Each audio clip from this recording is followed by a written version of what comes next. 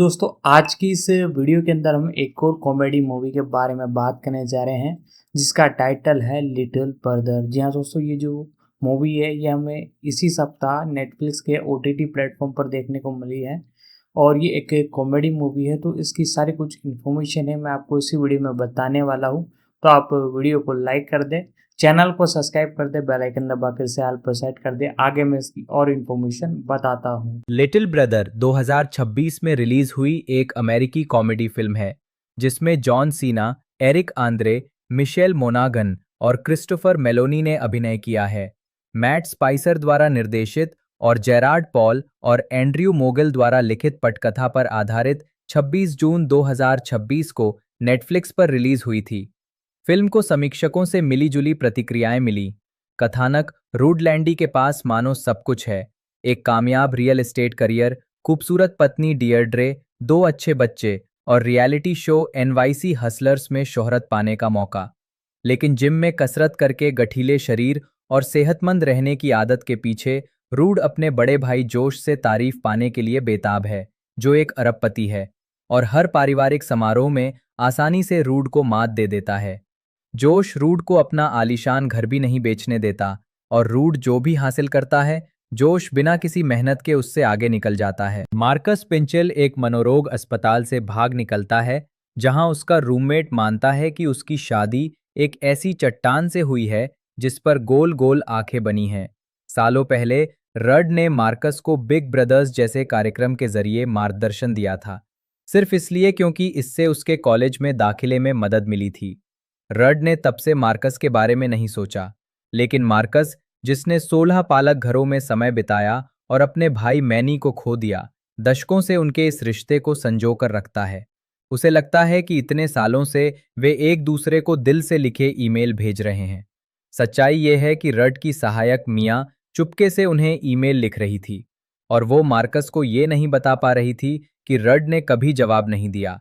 Marcus lift लेकर New York जाता है, एक कचरा ट्रक से टकरा जाता है और अस्पताल में भर्ती हो जाता है, जहां वो रड को अपना आपातकालीन संपर्क नंबर बताता है। डियर्ड्रे चाहती है कि मार्कस ठीक होने तक उनके साथ रहे।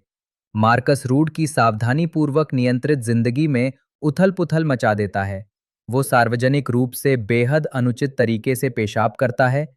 डियर्ड्रे के साथ रूड से कहीं ज्यादा स्वाभाविक रूप से घुल-मिल जाता है और न्यूयॉर्क शहर में हसलर्स के सेट पर जाने के दौरान अनजाने में ही वो रातों रात स्टार बन जाता है। रूड उसे दूर करने के लिए रिश्वत, चालाकी और टाल-मटोल के तरीके आजमाता है, लेकिन कुछ भी कारगर नहीं होता। जोश के बंगले में पार्टी के दौरान सब कुछ गड़बड़ हो जाता है। नशे में धुत और घबराया हुआ रूड मार्कस और जोश को एक दूसरे के करीब आते हुए देखता है। इस डर से कि जोश फिर से सबका ध्यान अपनी ओर खींच लेगा, रूड बीच बचाव करने के लिए दौड़ता है, ठोकर खाकर गिर जाता है और जोश बालकनी से नीचे गिर जाता है।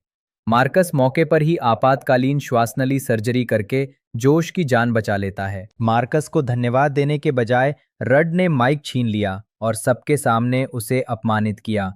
उसने मार्कस के मानसिक स्वास्थ्य संबंधी इतिहास का खुलासा किया, उसे झूठा और धोखेबाज कहा और ये भी बता दिया कि वे सभी ईमेल रड ने नहीं बल्कि मिया ने लिखे थे। मार्कस पूरी तरह टूट गया। जब रड ने साफ साफ कह दिया कि वे कभी भाई नहीं थे, तो मार्कस अकेला ही चला गया। रड का परिवार उसके खिलाफ हो जाता है, उसके बेटे उससे घृणा करने लगते हैं। डिएड्रे उसकी तरफ देखती भी नहीं। पहली बार वो मार्कस द्वारा वर्षों से भेजे गए ईमेल पढ़ता है और अंततः समझता है कि उस मार्गदर्शक का उस बच्चे के लिए क्या महत्व था जिसका कोई अपना नहीं था। एक टेलीविजन पर प्रसारित big brother of the year समारोह में, जहां निर्माता मार्कस के चेहरे को एक बॉडी डबल पर डिजिटल रूप से चिपकाने की योजना बना रहे थे, रड स्क्रिप्ट को दरकिनार कर देता है। वो लाइव टेलीविजन पर सब कुछ कबूल कर लेता है। जोश से उसकी ईर्ष्या, मार्कस की उपेक्षा और ये एहसास कि उसने अपना पूरा जीवन ऐसे व्यक्ति से स्वीकृति पाने की कोशिश में बिताया जिसे उसकी जरूरत नहीं थी, जबकि उसने उस व्यक्ति को नजरअंदाज किया जिसे वास्तव में उसकी जरूरत थी। मार्कस को लगता है कि अब उसका कोई अपना नहीं बचा, इसलिए वो स्वेच्छा से मनोरोग विभाग में वापस भर्ती हो जाता है। इसलिए नहीं कि वो मानसिक रूप से अस्थिर है, बल्कि इसलिए कि अस्पताल ही एकमात्र ऐसी जगह है जहां उसे हमेशा सुरक्षित महसूस हुआ है। रूड उसे वहां पाता है, उसके कमरे तक जाता है और सच्चे दिल से माफी मांगता है। वो मार्कस से कहता है कि वो उसके परिवार का हिस्सा है और हमेशा रहेगा। मार्कस उसे तुरंत माफ नहीं करता, लेकिन वो उसमें आए बदलाव को देखकर उसे गले लगा लेता है। अंतिम दृश्यों में रूड और मार्कस को ब्रोकर ब्रदर्स नाम से एक रियल एस्टेट पार्टनरशिप शुरू करते हुए दिखाया गया है। मिया और मार्कस के बीच एक सच्चा रिश्ता शुरू होता है। रूड अपने परिवार से सुलह कर लेता है और जोश की स्वीकृति पाने की अपनी चाहत को छोड़ देता है। मार्कस को आखिरकार अपना घर और एक ऐसा भाई मिल जाता है जो हमेशा उसके साथ खड़ा रहता है। एनवाईसी हसलर्स के निर्माता, जाहिर है, रेटिंग बढ़ाने के लिए इस पूरे मामले को नाटकीय रूप देने के लिए अभिनेताओं को काम पर रखते हैं। ढालना जॉन सीना, रूड लैंडी के रूप में। एरिक आंद्रे ने मार्कस पिंचिल की भूमिका निभाई। मिशेल मोनागन ने डिएड्रे लैंडी की भूमिका निभाई। क्रिस्टोफर मेलोनी ने जॉश लैंडी की भूमिका निभाई। शेरी कोला मिया के रूप में, ईगोन वोडिम लियोनॉर के रूप में, ऑली के रूप में कैलेब हिरॉन ब्राइस, घेसर कोरी लैंडी के रूप में, पायलट बंच शेन लैंडी के रूप में, बेन एहलर्स किरण फ्रांसिस के रूप में, ब्रैंडन ट्रॉस्ट एक कैमरामैन के रूप में, नर्स सॉन्च के रूप में क्रिस्टीना कैटेचिस, पेरिस हिल्टन खुद के रूप में, एलेनोरा स्रूगो स्वयं के रूप में, ट्रे मर्फी स्वयं के रूप में, इवान रॉस कैट्स स्वयं के रूप में, एंडी कोहेन एनवाईसी हसलर्स के उद्घोषक के रूप में।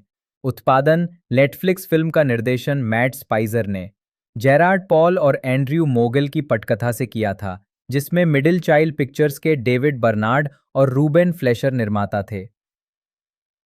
एरिक आंद्रे और जॉन सीना दिसंबर 2024 में कलाकारों में शामिल हुए।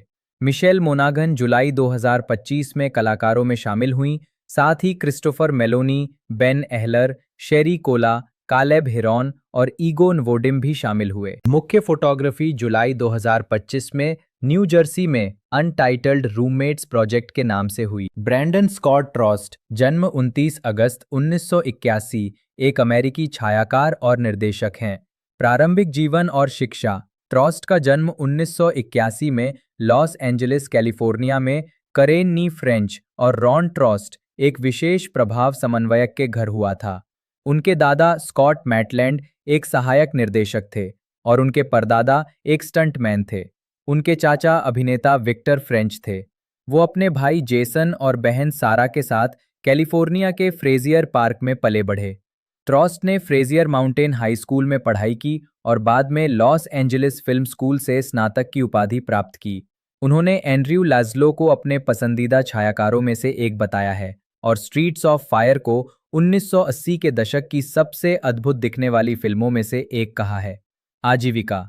ट्रॉस्ट एक छायाकार, पटकथा लेखक और फिल्म निर्देशक हैं, जिनके क्रेडिट में उनके भाई जेसन के साथ द एफपी का लेखन और निर्देशन शामिल है। ब्रैंडन ने क्रैंक, हाई वोल्टेज, हैलोवीन 2 और मैग्रबर जैसी कई स्वतंत्र कम बजट वाली परियोजनाओं के सिनेमेटोग्राफर के रूप में शुरुआत की, इससे पहले कि वो सेठ रॉगन के साथ लगातार सहयोगी बन गए और this is the end, neighbours, the interview और द नाइट बिफोर जैसी फिल्मों में काम किया, जबकि उन्होंने एन अमेरिकन पिकल के साथ निर्देशक के रूप में एकल शुरुआत की। तब से ट्रॉस्ट सोनिक द हेजहॉग सीक्वल और कोयोट बनाम एक्मे जैसी बड़े बजट की फिल्मों के सक्रिय छायाकार बन गए हैं। फिल्मोग्राफी। छायाकार, पतली परत। चाबी उन फिल्मों को दर्शाता है जो अभी तक रिलीज नहीं हुई हैं। वर्ष, शीर्षक, निदेशक notes 2001, deuces are Michael Winnick 2004, तड़ित bug, Robert Green Hall 2005, saloon Mark, Brownwell well, Gustavo Camelot, Tobias Datum के साथ अव्यवस्था, डेविड डेफाल्को 2006, बाहरी बिक्री, Blaine Weaver, special ops delta force, Cole S McKay 2007। वो एक शांत स्वभाव के व्यक्ति थे। फ्रैंक कैपेलो, टूटा हुआ शीशा, गुस्तावो कैमलॉट, टोबियास डेटम और एलेजांद्रो लालिंडे के साथ हमारे अपने लोगों में से एक, एबे लेवी, अंधकार के दिन, जेक कैनेडी। आखिरी सीजन, ब्रायन क्रैमर 2008। उपस्थिति, ब्रायन क्रैमर 2009, मौसम का हाल बताने वाली लड़की, ब्लेन वीवर क्रैंक, उच्च voltage, Mark, Neveldine Brian Taylor. Christopher Peter Maloney, जन्म 2 अप्रैल 1961, एक अमेरिकी अभिनेता हैं। वे एनबीसी के कानूनी drama series law and order special victims unit 1999 से 2011, 2021 से वर्तमान और इसके स्पिन ऑफ ऑर्गेनाइज्ड क्राइम 2021 से 2025 में एनवाईपीडी जासूस इलियट स्टैबलर की भूमिका निभाने के लिए जाने जाते हैं, जिसके लिए उन्हें प्राइम टाइम एमी अवार्ड के लिए नामांकित किया गया था। उन्होंने एचबीओ के जेल ड्रामा ओज 1998 से 2003 में क्रिस केलर की भूमिका भी निभाई और सिफी सीरीज हैप्पी 2017 से 2019 में अभिनय करने के साथ साथ कार्यकारी निर्माता भी रहे। मेलोनी की फिल्म क्रेडिट में 12 monkeys 1995, fear and loathing in Las Vegas 1998, runaway bride 1999, wet hot American summer 2001, Harold and Kumar go to White Castle 2004, green lantern first flight 2009, 42 2013 और मैन ऑफ स्टील 2013 शामिल हैं। प्रारंभिक जीवन और शिक्षा। क्रिस्टोफर पीटर मेलोनी का जन्म 2 अप्रैल 1961 को वॉशिंगटन डीसी में हुआ था। वे सेसिल नी चागनन 1926 से 2016 एक गृहिणी और चार्ल्स रॉबर्ट मेलोनी 1927 से 2012 एक एंडोक्रिनोलॉजिस्ट के 3 बच्चों में सबसे छोटे थे। उनका एक बड़ा भाई और एक बड़ी बहन है। उनके पिता का वंश इतालवी है। उनके एक परदादा का जन्म सार्डिनिया में और दूसरे का जन्म जेनोआ के पास वेल्वा में हुआ था। उनकी माता का वंश फ्रांसीसी कनाडाई है और वे मैथियास फार्न्सवर्थ और एडमंड राइस के वंशज हैं। मेलोनी ने वर्जीनिया के एलेक्जेंड्रिया में स्थित सेंट स्टीफन्स स्कूल, अब Saint Stephen's and Saint Agnes school में पढ़ाई की, जहां वे फुटबॉल टीम में क्वार्टरबैक थे। स्नातक होने के बाद उन्होंने कोलोराडो बोल्डर विश्वविद्यालय में दाखिला लिया, जहां उन्होंने वैकल्पिक विषयों के रूप में अभिनय की कक्षाएं लीं। उन्होंने 1983 में इतिहास में कला स्नातक की उपाधि प्राप्त की। कॉलेज के बाद वे अभिनय का अध्ययन जारी रखने के लिए न्यूयॉर्क चले गए। उन्होंने neighbourhood playhouse school of the theatre में सैनफोर्ड मेसनर के साथ साथ centre for the media arts में भी कक्षाएं लीं। आजीविका सैन डिएगो कॉमिक कॉन 2012 में। मेलोनी ने विज्ञापनों, अल्पकालिक टीवी श्रृंखलाओं और कई फिल्मों में छोटी-मोटी भूमिकाओं में अभिनय किया। उनकी पहली उल्लेखनीय भूमिका 1996 की थ्रिलर फिल्म बाउंड में माफिया डॉन के उग्र स्वभाव वाले बेटे की थी। 1990 के दशक की शुरुआत में वे डायनासोर में रॉबी सिंक्लेयर के दोस्त स्पाइक के रूप में दिखाई दिए। उन्होंने 1996 से 1997 के दौरान एनवाईपीडी ब्लू के 8 एपिसोड में अपराधी जिमी लियरी की भूमिका निभाई और 1999 की रोमांटिक कॉमेडी रनअवे ब्राइड में जूलिया रॉबर्ट्स के किरदार के मंगेतर की भूमिका निभाई। 1998 से 2003 तक मेलोनी ने एचबीओ श्रृंखला ओज में उभयलिंगी अपराधी क्रिस केलर की भूमिका निभाई। लॉ एंड ऑर्डर के निर्माता डिक वुल्फ ने 1999 में मेलोनी को law and order special victims unit में इलियट स्टैबलर की भूमिका निभाने के लिए अनुबंधित किया। मेलोनी ओज और लॉ एंड ऑर्डर एसवीयू दोनों में एक साथ दिखाई दिए, जब तक कि 2003 में ओज का प्रसारण बंद नहीं हो गया। इलियट स्टैबलर की भूमिका के लिए मेलोनी को 2006 में ड्रामा श्रृंखला में उत्कृष्ट मुख्य अभिनेता के लिए एमी पुरस्कार के लिए नामांकित किया गया था। मई 2011 में मेलोनी ने घोषणा की कि वो एक अनुबंध पर सहमत नहीं हो पाए हैं और एसवीयू के सीजन 13 में वापसी नहीं करेंगे। उनके किरदार को कहानी से ये कहकर हटा दिया गया कि उन्होंने सेवानिवृत्ति के लिए आवेदन कर दिया है। लगभग एक दशक बाद मार्च 2020 में मेलोनी ने घोषणा की कि वो law and order organized crime नामक एक स्पिन ऑफ शो में लॉ एंड ऑर्डर फ्रेंचाइजी में स्टैबलर की अपनी भूमिका को फिर से निभाएंगे। मेलोनी एसवीयू के सीजन 22 के दौरान एक क्रॉसओवर इवेंट में दिखाई दी।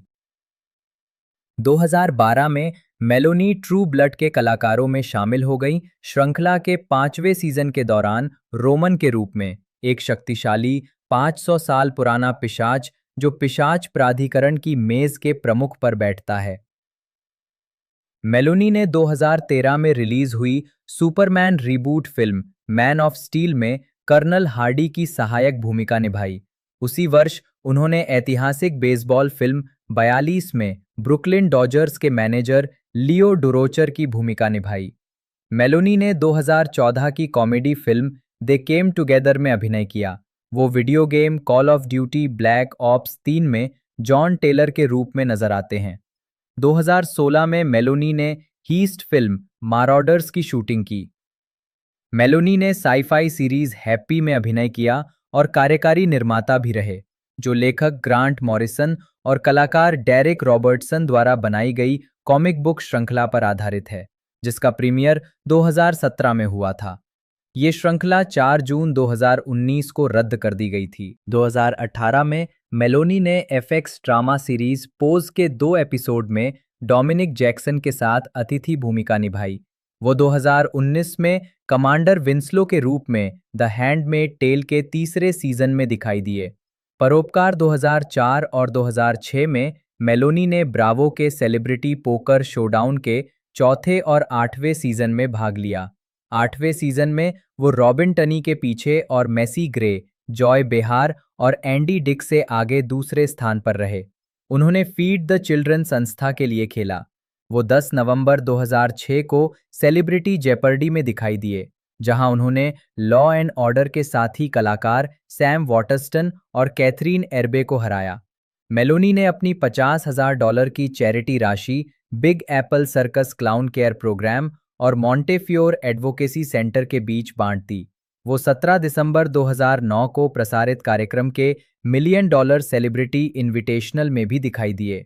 हालांकि उन्हें जोशुआ मलिना और हैरी शीयरर से हार का सामना करना पड़ा, लेकिन उन्होंने स्माइल ट्रेन के नाम पर $25,000 की चैरिटी राशि जीती।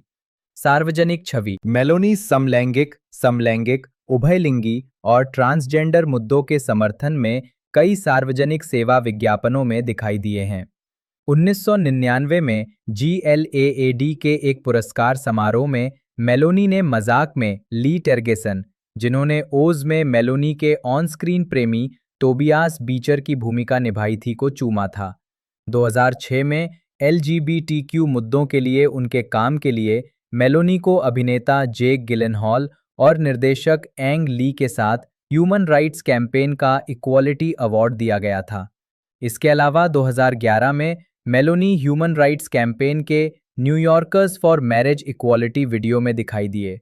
मेलोनी को 2006 में प्रकाशित पीपल पत्रिका की सबसे सेक्सी पुरुषों की सूची में शामिल किया गया था। निजी जीवन। मेलोनी ने 1 जुलाई 1995 को production designer Doris Sherman Maloney nee Williams से शादी की। सरोगेसी के माध्यम से उनके 2 बच्चे हैं, एक बेटी जिसका जन्म मार्च 2001 में हुआ और एक बेटा जिसका जन्म जनवरी 2004 में हुआ। मरिस्का हार्गिटे, जिन्होंने law and order special victims unit में मेलोनी के साथ सह अभिनय किया और जो उनकी करीबी दोस्त बनी हुई हैं, उनकी बेटी की गॉडमदर हैं।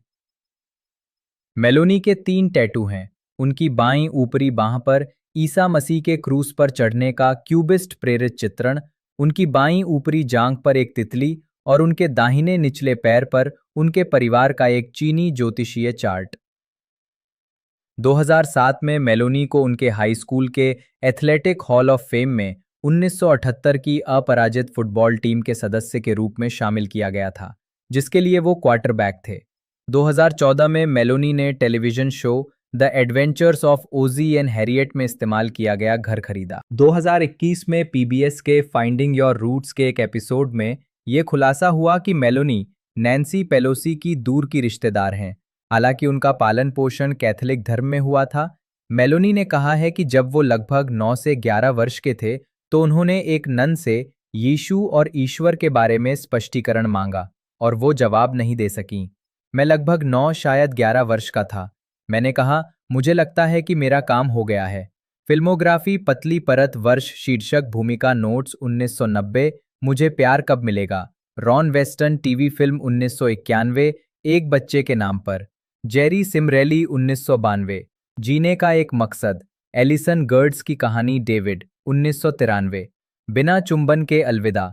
रे सैमुअल्स टीवी फिल्म उर्फ झूठा आरोप लगाया गया 1994। नई शुरुआत अंगरक्षक। जूनियर श्री लांजारोटा 1995 12 बंदर, लेफ्टिनेंट हेल्पेरिन एक खतरनाक मामला, टॉमी मोरेटी टीवी फिल्म 1996, अवश्यम भावी, जॉनी मार्जोन 1997, हर 9 सेकंड में, Richard Sutherland TV film 1998, Brown का रेक्विम, सार्जेंट कैवाना, अमान्य, fear and loathing in Las Vegas, flamingo hotel में clerk Sven, the solar opposite, Barry singer लक्ष्य पृथ्वी, जासूस Samuel Sam Adams TV film 1999, Carlo का जागरण, Benito Torello runaway bride, Bob Kelly बदलाव Louis TV film 2001, गीली गर्म अमेरिकी गर्मी, जीन जेनकिंसन 2002, ग्रीनविच में हत्या, मार्क फुहरमैन टीवी फिल्म वह संक्षिप्त क्षण, केन लघु फिल्म 2004, हैरोल्ड और कुमार व्हाइट कैसल जाते हैं अनूठा show 2008, gym teacher the movie, Dave Stevie TV film Harold और कुमार, ग्वांतानामो बे से भाग निकले महान जादूगर, रेवरेंड क्लाइड स्टैंकी के रूप में श्रेय दिया गया, रोडेंथे में रातें जैक विलिस 2009, भयानक पुरुषों के साथ संक्षिप्त साक्षात्कार r/, विषय नंबर 3, वाहक स्पष्टवादी 2010, ग्रीन लैंटर्न पहली उड़ान, हाल जॉर्डन / ग्रीन लैंटर्न, आवाज की भूमिका 2011, नेशनल लैम्पून की डर्टी मूवी निर्माता चार्ली लारू 2013, भयानक अच्छा जॉन, चार बिनाव, man of steel, colonel Nathan Hardy 42, Leo Durocher, Michelle Lynn मोनागन, जन्म 23 मार्च 1976, एक अमेरिकी अभिनेत्री हैं। उन्होंने किस किस, bang bang, gone baby gone, made of honour, eagle I, trucker, source code, pixels और पैट्रियट्स डे जैसी फिल्मों में अभिनय किया है। उन्हें एक्शन स्पाई फिल्म श्रृंखला मिशन इम्पॉसिबल में अपनी भूमिका के लिए भी पहचान मिली, जिसमें मिशन इम्पॉसिबल 3, गोस्ट प्रोटोकॉल और फॉलआउट शामिल हैं। टेलीविजन पर मोनागन ने एचबीओ की anthology crime drama series true detective के पहले सीजन में अभिनय किया, जिसके लिए उन्हें गोल्डन ग्लोब पुरस्कार के लिए नामांकित किया गया। उन्होंने drama series the path, mini series echoes और anthology series the White Lotus के तीसरे सीजन में भी अभिनय किया है। प्रारंभिक जीवन, मोनागन का जन्म आयोवा के विंथ्रॉप नामक छोटे शहर, उस समय लगभग 750 की आबादी वाला में हुआ था। उनकी मां शेरॉन अपने पारिवारिक घर से एक डे केयर सेंटर चलाती थीं और उनके पिता रॉबर्ट मोनागन एक कारखाने में काम करते थे। उनके 2 बड़े भाई हैं, बॉब और जॉन। मोनागन के माता पिता पालक माता पिता भी थे और उन्होंने उनके बचपन के दौरान 12 बच्चों का पालन पोषण किया। उनका वंश मुख्यतः आयरिश और जर्मन है और उनका पालन पोषण कैथोलिक धर्म में हुआ। उन्होंने 1994 में ईस्ट बुकानन हाई स्कूल से स्नातक की उपाधि प्राप्त की। स्नातक होने के बाद वो शिकागो चली गईं और कोलंबिया कॉलेज शिकागो में पत्रकारिता की पढ़ाई की और मॉडलिंग शुरू कर दी। उन्होंने मिलान, सिंगापुर, टोक्यो और हांगकांग के साथ-साथ संयुक्त राज्य अमेरिका में भी मॉडलिंग की। 1999 में पत्रकारिता की डिग्री पूरी करने के लिए एक सेमेस्टर शेष रहते हुए वो अभिनय करियर बनाने के लिए न्यूयॉर्क चली गईं। उन्होंने अभिनय की शुरुआत करने से पहले एक मॉडल के रूप में काम किया और कई पत्रिकाओं और कैटलॉग में दिखाई दीं। आजीविका मोनागन ने टेलीविजन पर अपनी पहली 2 सहायक भूमिकाओं में यंग अमेरिकन्स के एपिसोड में कैरोलिन बूसे का किरदार निभाया, जो 2003 में प्रसारित हुआ था। उन्होंने law and order special victims unit के कंसेंट एपिसोड में भी अभिनय किया, जो 19 जनवरी 2001 को प्रसारित हुआ था। उसी वर्ष उन्होंने परफ्यूम फिल्म से बड़े पर्दे पर पदार्पण किया, जिसमें उन्होंने हेनरिटा की भूमिका निभाई। उनकी अगली फिल्म, जिसमें उन्होंने फिर से एक सहायक भूमिका निभाई, 2002 में अनफेथफुल थी, जिसमें रिचर्ड गेरे और डायने लेन ने अभिनय किया था। मोनागन को 2002 में तब बड़ा ब्रेक मिला जब उन्होंने टेलीविजन सीरीज बॉस्टन पब्लिक में किम्बरली वुड्स की भूमिका निभाई। एक सीजन में अतिथि भूमिका निभाने के बाद उन्होंने फिल्मों में वापसी की और 2003 में it runs in the family, 2004 में विंटर सोल्स्टिस और 2005 में रॉबर्ट डाउनी जूनियर और वैल किल्मर के साथ किस किस बैंग बैंग में अभिनय किया। वो 2005 में कॉन्स्टेंटाइन में भी दिखाई दी, लेकिन उस फिल्म में उनकी भूमिका को काफी हद तक काट दिया गया था। उनके दृश्य डीवीडी पर डिलीटेड सीन्स के तहत देखे जा सकते हैं। उन्होंने action spy film series mission impossible में भी काम किया है। जिसमें मिशन इम्पॉसिबल 3 2006, घोस्ट प्रोटोकॉल 2011 और फॉलआउट 2018 शामिल हैं। मोनागन 2006 में मिशन इम्पॉसिबल 3 के प्रीमियर पर 2007 में उन्होंने बेन स्टिलर के साथ the heartbreak kid remake में और केसी एफ्लेक के साथ गॉन बेबी गॉन में सह अभिनय किया। 2008 में उन्होंने पैट्रिक डेम्पसी के साथ मेड ऑफ ऑनर में और शिया लाबेओफ के साथ ईगल आई में सह अभिनय किया। उन्होंने सोर्स कोड में जेक गिलिनहॉल के साथ अभिनय किया। उन्होंने ट्रकर में डायने फोर्ड की भूमिका निभाई। 2014 में मोनागन ने एचबीओ एंथोलॉजी श्रृंखला ट्रू डिटेक्टिव के पहले सीजन में अभिनय किया। इसके बाद वो पिक्सेल्स 2015 और पैट्रियट्स डे 2016 फिल्मों में दिखाई दी। अप्रैल 2016 में मोनागन शॉन क्रिस्टेंसन की स्वतंत्र feature film the vanishing of Sydney hall की मुख्य कास्ट में शामिल हो गईं, जिसकी शूटिंग उसी महीने के अंत में शुरू हुई। 9 महीने बाद 25 जनवरी 2017 को फिल्म का प्रीमियर सनडांस फिल्म फेस्टिवल में हुआ।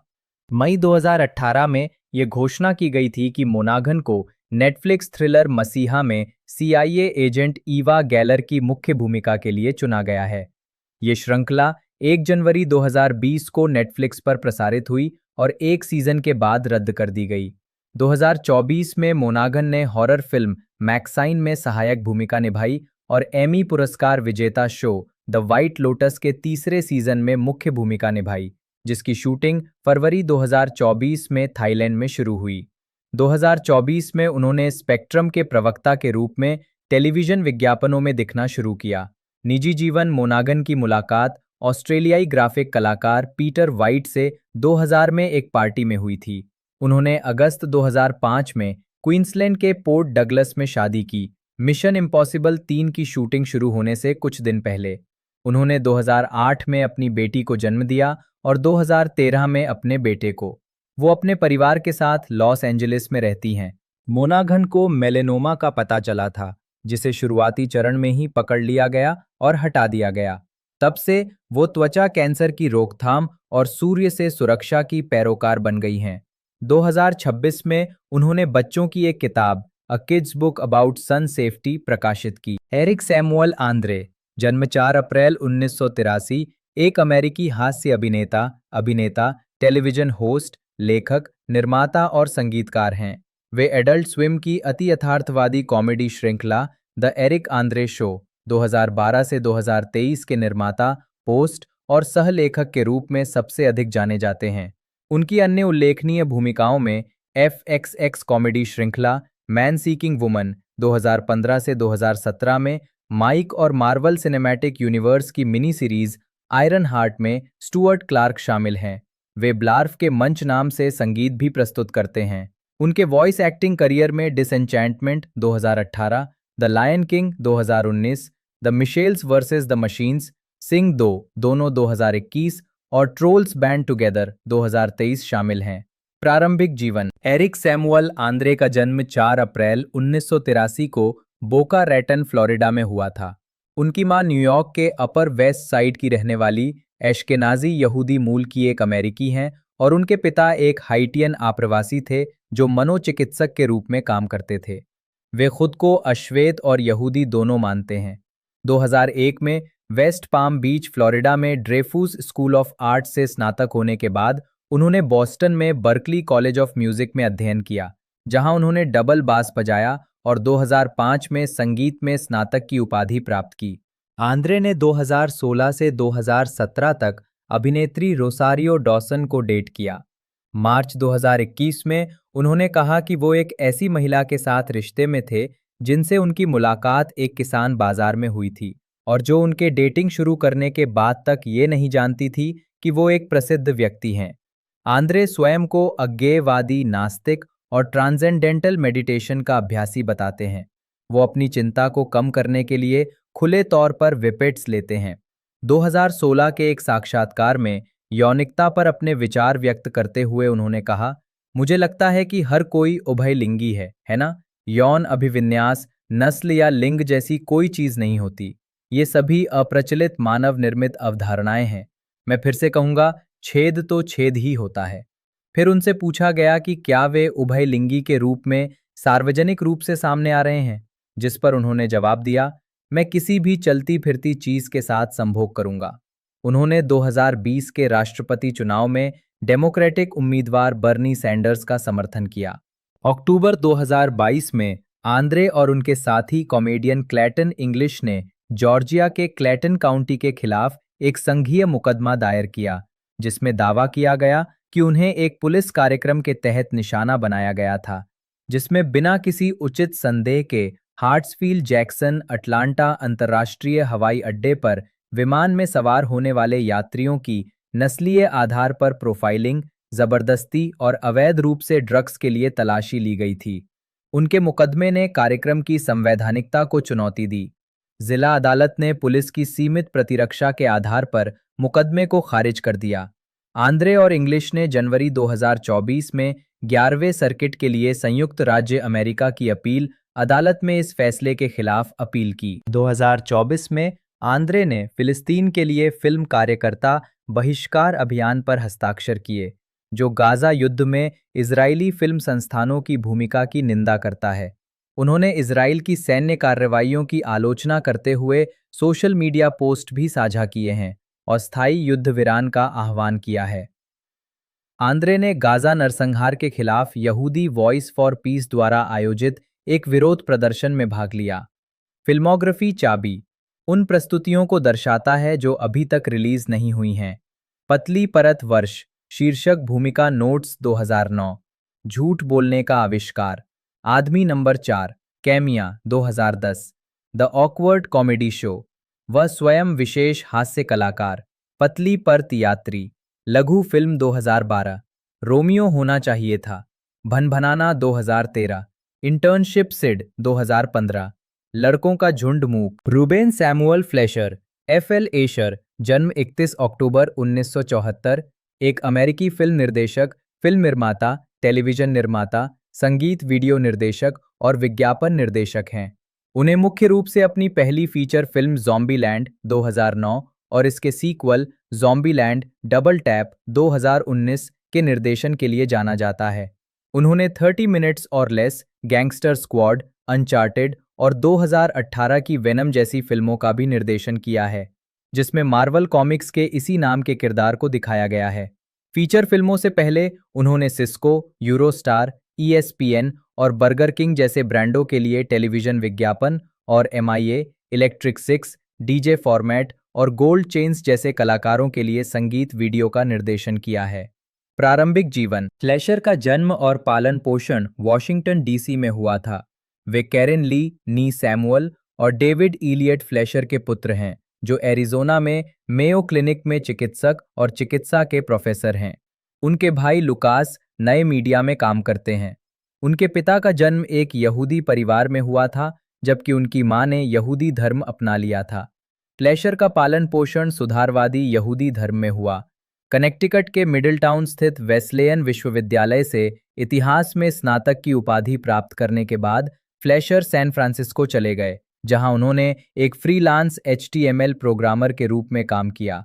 उन्हें ये पता नहीं था कि वे अपने जीवन में क्या करना चाहते हैं। आजीविका अपने करीबी दोस्त माइक वाइट, जो कि वेस्लेयन के स्नातक भी थे, की सलाह पर फ्लेशर ने डॉसन क्रीक के लेखकों के कार्यालय में एक PA के रूप में काम किया। निर्देशक मिगुएल आर्टेटा के सहायक के रूप में काम करने के बाद उन्होंने अंततः निर्देशन की ओर रुख किया और संगीत, वीडियो और टेलीविजन विज्ञापनों में काम करते हुए उद्योग में अपनी जगह बनाई और अंत में 2009 में अपनी पहली फीचर फिल्म ज़ोम्बीलैंड में काम किया। उनकी दूसरी फीचर फिल्म 30 मिनट्स और लेस 12 अगस्त 2011 को सिनेमाघरों में रिलीज हुई। फ्लेशर ने गैंगस्टर स्क्वाड का निर्देशन किया, जो 2013 की एक एक्शन थ्रिलर फिल्म है, जो लॉस एंजलिस अपराध परिवार से निपटने के लिए LAPD द्वारा बनाए गए विशेष सामरिक समूह पर आधारित है। इसके बाद उन्होंने वेनम का निर्देशन किया, जो मार्वल कॉमिक्स के चरित्र एडी ब्रॉक पर आधारित एक फिल्म है, जिसमें टॉम हार्डी ने अभिनय किया है। ये 5 अक्टूबर 2018 को रिलीज हुई थी। 2019 में उन्होंने ज़ॉम्बीलैंड डबल टैप का निर्देशन किया, जिसमें चारों मूल मुख्य कलाकार फिर से एक साथ आए। फरवरी 2020 में उन्हें इसी नाम की वीडियो गेम श्रृंखला पर आधारित अनचार्टेड का निर्देशन करने के लिए नियुक्त किया गया। सितंबर 2022 में उन्हें now you see me now you don't का निर्देशन करने के लिए नियुक्त किया गया। मार्च 2026 में ये घोषणा की गई कि वो नेटफ्लिक्स के लिए एक्शन कॉमेडी प्रोटेक्टिंग जेरेड का निर्देशन करेंगे, जिसमें जेसन मोमोआ और एंडी सैमबर्ग मुख्य भूमिका में हैं।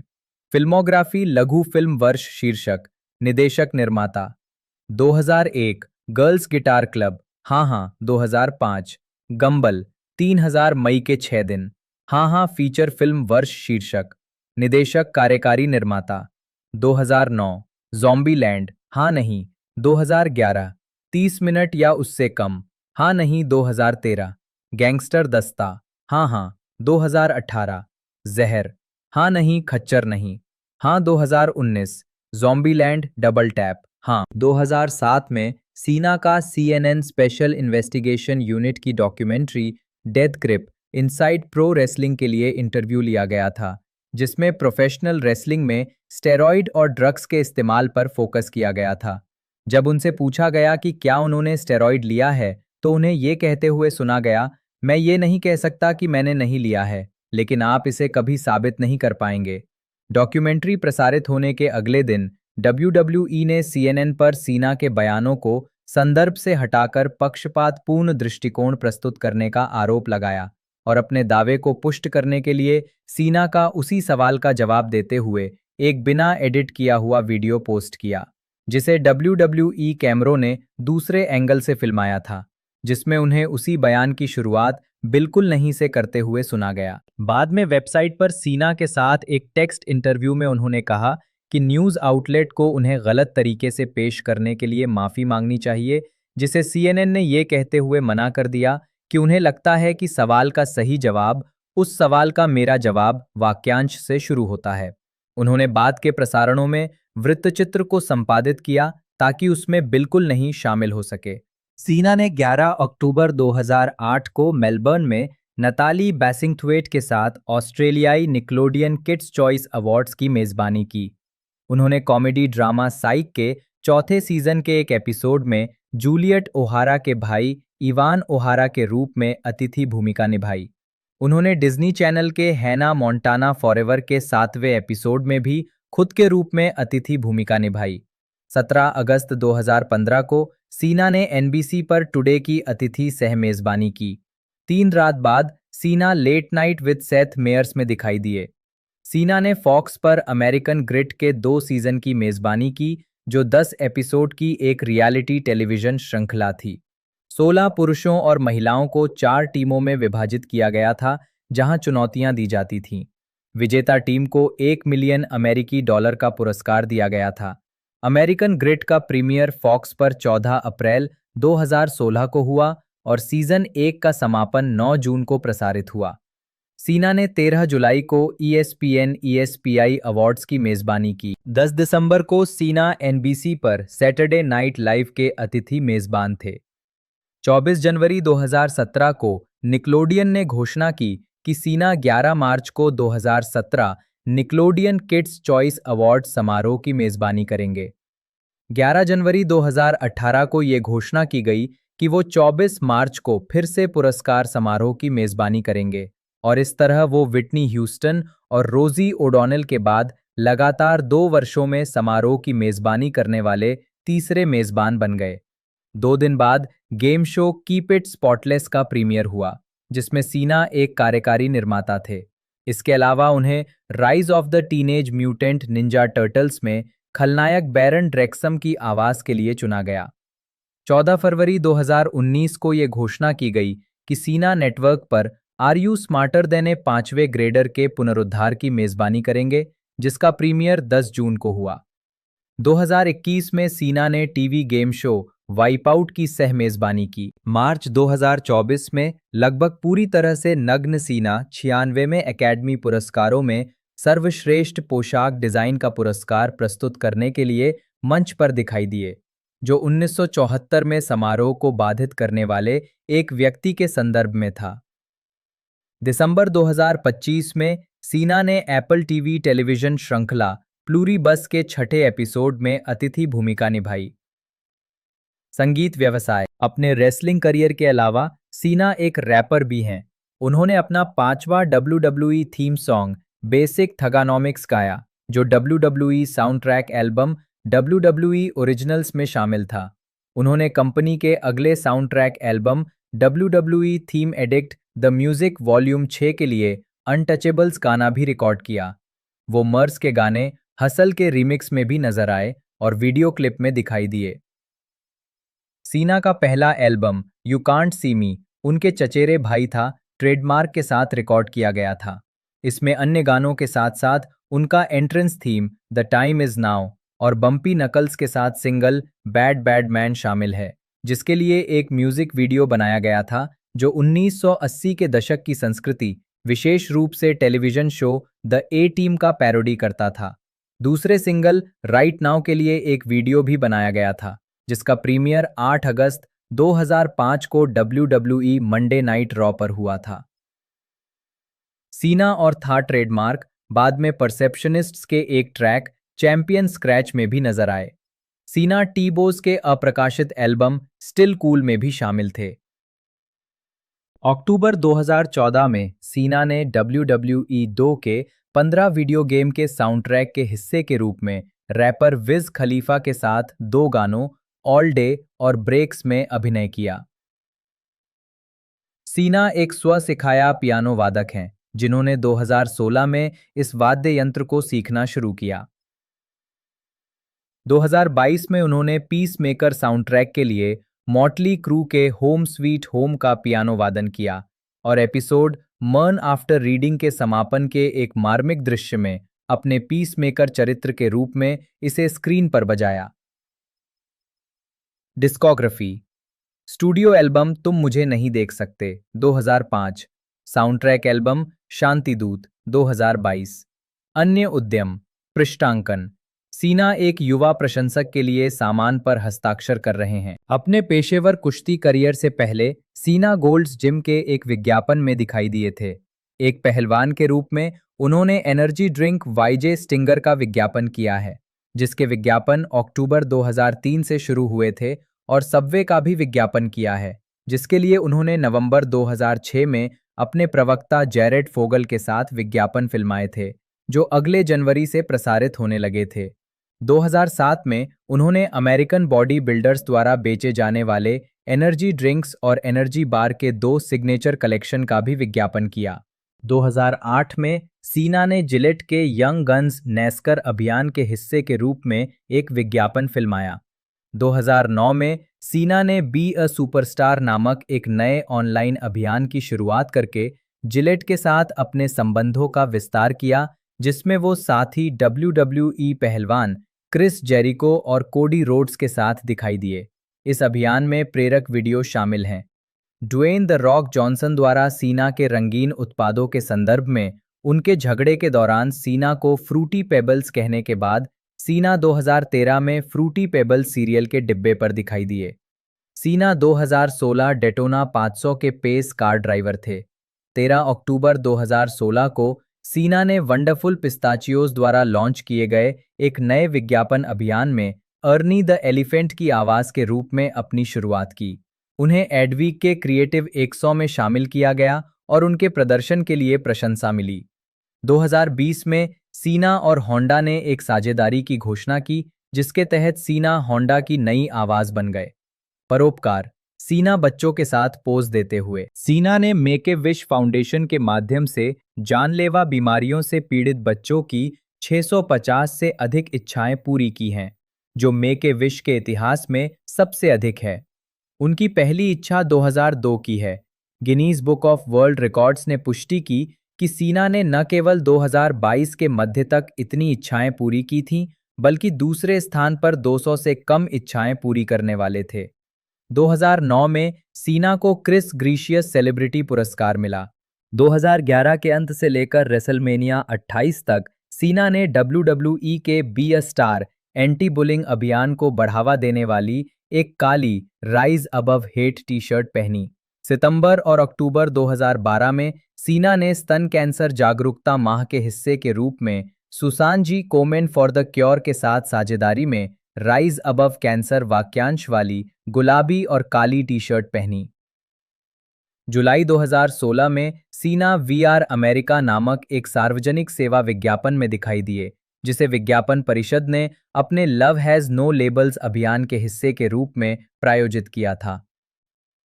सीना ने जून 2020 में ब्लैक लाइव्स मैटर को $1 मिलियन का दान दिया, जो के-पॉप बैंड बीटीएस द्वारा लोकप्रिय हैशटैग मैच अ मिलियन पहल का हिस्सा था।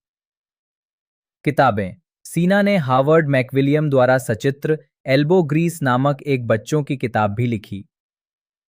लोकप्रिय संस्कृति में ऑस्ट्रेलिया के एडिलेड में सीना वर्ल्ड हैवीवेट चैंपियनशिप बेल्ट का प्रदर्शन करते हुए उनका मशहूर जुमला यू कांट सी मी 2003 से शुरू हुआ, जब सीना अपने नए थीम सॉन्ग का निर्माण कर रहे थे। उसी दौरान उनके छोटे भाई ने उन्हें टीवी पर यायो डांस करने की चुनौती दी, जिसमें हथेली में देखते हुए सिर हिलाना होता है। सीना ने चुनौती स्वीकार कर ली, लेकिन उन्होंने इसे उल्टा किया और अपने चेहरे के सामने हाथ हिलाया ताकि उनका चेहरा उनके भाई को ज्यादा दिखाई दे। समय के साथ यही उनका सिग्नेचर जुमला यू कांट सी मी बन गया। 2015 के मध्य में सीना internet meme unexpected John Cena का विषय बन गए, जिसे अनएक्सपेक्टेड सीना या इट्स जॉन सीना के नाम से भी जाना जाता है। उनके यू कांट सी मी जुमले के कारण वे कई मीम्स का विषय भी रहे हैं, जैसे कि तस्वीरों में अदृश्य होना। 10 मई 2021 को सीना ने अपने वीबो अकाउंट पर एक वीडियो पोस्ट किया, जिसमें वो आगामी फिल्म फास्ट एंड फ्यूरियस 9 का प्रचार करते हुए कार में बैठकर आइसक्रीम खा रहे थे। वीडियो में सीना मंदरिन भाषा बोलते हैं और आइसक्रीम कोन में ऐसे गाते हैं जैसे वो माइक्रोफोन हो। इस वीडियो को लाखों उपयोगकर्ताओं ने देखा और इसने बिंग चिलिंग नामक मीम को जन्म दिया, जो बिंग किलिन का गलत उच्चारण है, जिसका अर्थ आइसक्रीम होता है और वीडियो में बार बार बोला जाता है। निजी जीवन। सीना फ्लोरिडा के लैंड ओ लेक्स में रहते हैं। उन्होंने अक्सर कहा है कि वे बच्चे नहीं चाहते क्योंकि वे अपने करियर पर ध्यान केंद्रित करने के कारण अनुपस्थित माता पिता नहीं बनना चाहते। वे बोस्टन सेल्टिक्स और न्यू इंग्लैंड पैट्रियट्स जैसी न्यू इंग्लैंड स्थित खेल टीमों का समर्थन करते हैं और अपने खाली समय में पढ़ना पसंद करते हैं। सीना ने द जो रोगन एक्सपीरियंस के एक एपिसोड में खुलासा किया कि वे computer game roller coaster tycoon के प्रशंसक हैं और अपने करियर के शुरुआती वर्षों में WWE बस में यात्रा करते समय अपने लैपटॉप पर ये गेम खेला करते थे। रिश्ते। मार्च 2018 में सीना अपनी तत्कालीन मंगेतर निक्की बेला के साथ। सीना 2007 से 2008 तक साथी पहलवान मिकी जेम्स के साथ रोमांटिक रिश्ते में थे, जिसे WWE ने ऑन स्क्रीन स्टोरी लाइन में शामिल किया था। अपनी 2009 की फिल्म 12 राउंड्स के प्रचार के दौरान सीना ने एलिजाबेथ ह्यूबरड्यू से अपनी सगाई की घोषणा की। उनकी शादी 11 जुलाई 2009 को हुई थी। सीना ने 1 मई 2012 को तलाक के लिए अर्जी दी, जो 18 जुलाई को अंतिम रूप दिया गया। बाद में 2012 में सीना ने साथी पहलवान निक्की बेला को डेट करना शुरू किया। उनकी सगाई 2 अप्रैल 2017 को हुई, जब सीना ने रेसलमेनिया 33 में उन्हें प्रपोज किया, लेकिन अप्रैल 2018 में उनका रिश्ता खत्म हो गया। वे 5 मई को शादी करने की योजना बना रहे थे। सीना ने 2019 की शुरुआत में इंजीनियर शाय शरियातजादे को डेट करना शुरू किया और 12 अक्टूबर 2020 को फ्लोरिडा के टैंपा में एक निजी समारोह में उनकी शादी हो गई। दोनों की मुलाकात सीना की 2019 की फिल्म प्लेइंग विद फायर के निर्माण के दौरान हुई थी, जिसकी शूटिंग वैंकूवर में हुई थी, जहां शरियातजादे काम कर रही थीं। स्वास्थ्य। 31 मार्च 2025 को सीना ने खुलासा किया कि उन्हें पहले त्वचा का कैंसर था।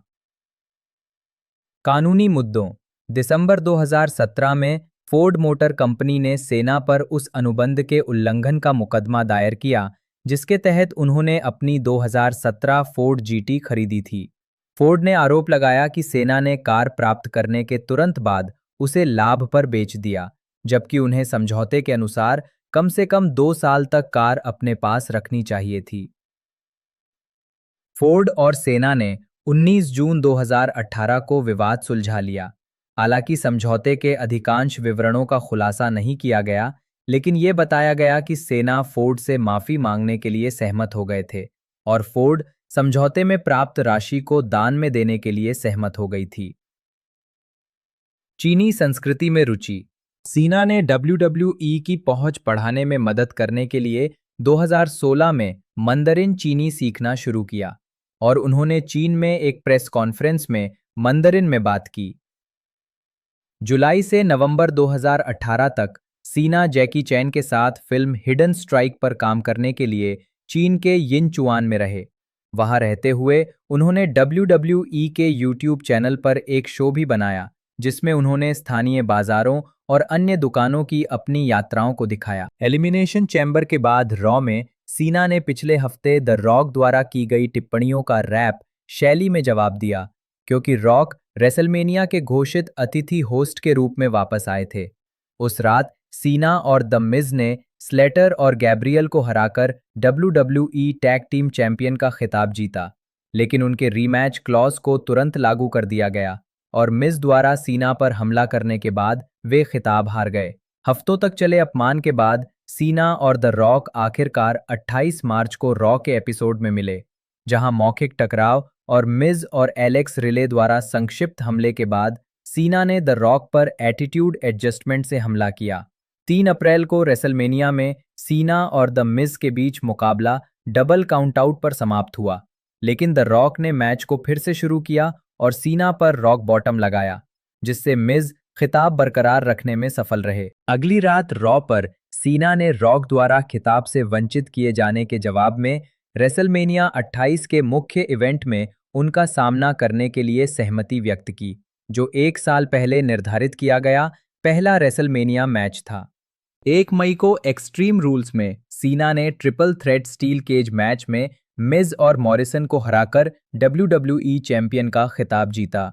सीना ने 22 मई को ओवर द लिमिट में आई क्विट मैच में मिज के खिलाफ खिताब बरकरार रखा और 19 जून को कैपिटल पनिशमेंट में R-Truth के खिलाफ भी खिताब बरकरार रखा। 17 जुलाई को मनी इन द बैंक के बाद अपना अनुबंध समाप्त होने के कारण CM पंक द्वारा कंपनी छोड़ने की घोषणा के बाद उन्होंने WWE चैंपियनशिप के लिए सीना को हराया और खिताब अपने नाम किया। रेसलिंग ऑब्जर्वर न्यूज़लेटर के डेव मेल्टजर ने इस मैच को 5 स्टार दिए, जो सीना का पहला 5 स्टार मैच था। 25 जुलाई को रे मिस्टेरियो द्वारा एक टूर्नामेंट में खिताब जीतने के बाद सीना ने उन्हें चुनौती दी और उसी रात खिताब के लिए उन्हें हराया, लेकिन पंक ने बीच में आकर खुद को चैंपियन घोषित कर दिया। 14 अगस्त को समर स्लैम में चैंपियनशिप एकीकरण मैच में सीना पंक से हार गए। 18 सितंबर को नाइट ऑफ चैंपियंस में सीना ने अल्बर्टो डेल रियो को हराकर अपना 10वां WWE चैंपियनशिप खिताब जीता, लेकिन 2 अक्टूबर को हेल इन अ सेल में ट्रिपल थ्रेट हेल इन अ सेल मैच में पंक के साथ खेलते हुए डेल रियो से खिताब वापस हार गए। 23 अक्टूबर को वेंजेंस में लास्ट मैन स्टैंडिंग मैच में ऑसम ट्रुथ, मिज और R-Truth के हस्तक्षेप के कारण सीना डेल रियो से अपना रीमैच हार गए। हफ्तों तक सीना और उनके कर्मचारियों पर हमला करने के बाद सीना को 20 नवंबर को सर्वाइवर सीरीज में उनका सामना करने के लिए अपना साथी चुनने की अनुमति दी गई। उन्होंने रॉक को अपना साथी चुना और उन्होंने मिज और ट्रुथ को हराया। मैच के बाद रॉक ने सीना को रॉक बॉटम दिया।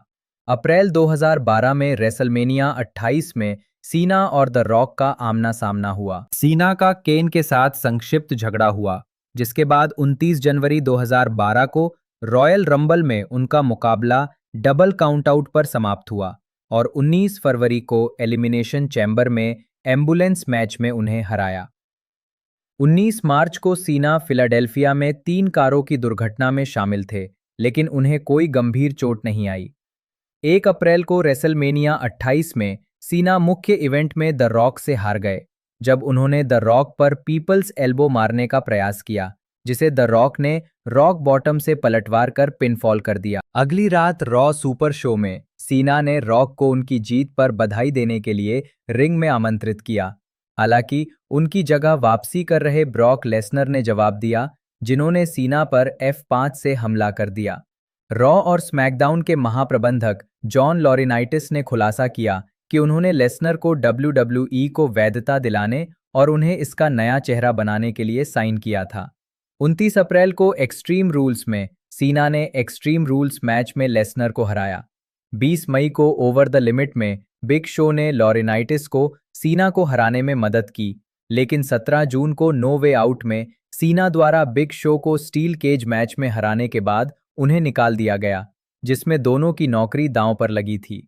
सीना ने 15 जुलाई को मनी इन द बैंक में WWE championship money in the bank ladder match जीता, जिससे उन्हें 1 साल के भीतर कभी भी WWE चैंपियनशिप के लिए मौका पाने का अनुबंध मिला। 23 जुलाई को रॉ 1000 में सीना ने पंक पर अपना अनुबंध भुनाया और बिग शो के हस्तक्षेप के बाद अयोग्यता से जीत हासिल की, जिससे वो मनी इन द बैंक अनुबंध भुनाने वाले और खिताब न जीतने वाले पहले व्यक्ति बन गए। 19 अगस्त को समर स्लैम में बिग शो के साथ ट्रिपल थ्रेट मैच में सीना पंक से खिताब जीतने में असफल रहे और 16 सितंबर को नाइट ऑफ चैंपियंस में उनके साथ मुकाबला ड्रॉ रहा। हाथ में वास्तविक चोट के कारण बाहर रहने के बाद 18 नवंबर को सर्वाइवर सीरीज में रायबैक के साथ ट्रिपल थ्रेट मैच में पंक ने सीना को पिन कर दिया। तो इसकी रिलीजिंग डेट के बारे में बात की जाए तो 18 जून इसकी रिलीजिंग डेट हमें नेटफ्लिक्स की तरफ से देखने को मिली थी, जब ये हमें रिलीज़ होते हुए देखने को मिली है। बाकी एक कॉमेडी मूवी है, नेटफ्लिक्स पर कंटिन्यू ये ट्रेंडिंग पर रही थी। साथ ही साथ बात कर ले इसके रनिंग लेंथ के बारे में, तो लगभग 100 मिनट की टोटल रनिंग लेंथ हमें इसकी देखने को मिली है, जो कि बहुत ही बढ़िया है। बाकी सारी कुछ जो इन्फॉर्मेशन है वो मैंने आपको इसी वीडियो में बता दी है। वीडियो आपको अच्छी लगी हो तो लाइक कीजिएगा, चैनल को सब्सक्राइब कीजिएगा, बेल आइकन दबाकर से ऑल पर सेट कर दे। बाकी आज की इस वीडियो में दोस्तों इतना ही, मिलते हैं अगले वीडियो में।